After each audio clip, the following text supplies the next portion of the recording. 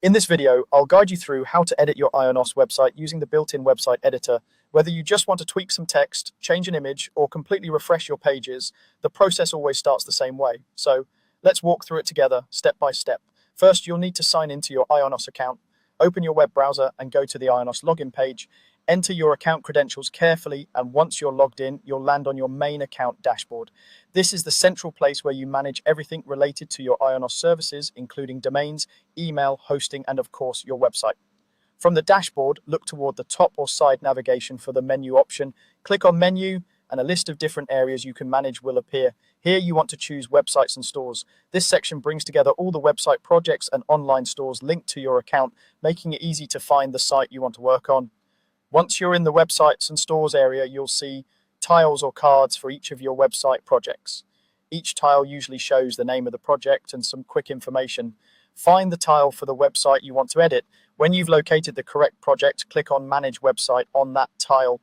This button is your entry point into the tools and settings for that specific site. After you click Manage Website, you'll be taken into what Ionos calls the Presence Suite. Think of the Presence Suite as the control center for your online presence. From here, you can access different sections related to your website and its connected services. Take a moment to let the page load fully so that all options appear. Inside the Presence Suite, look for the Website section in the navigation. Under Website, select Website Editor. This is the tool that lets you actually change the content and design of your site. When you click Website Editor, the editor will open, usually in a new view, showing a preview of your actual website pages.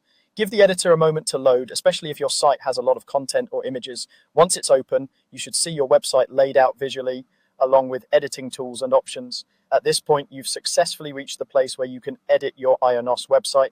From here, you can click on text to change wording, select images to replace them, adjust layouts, and explore the different customization options the editor provides.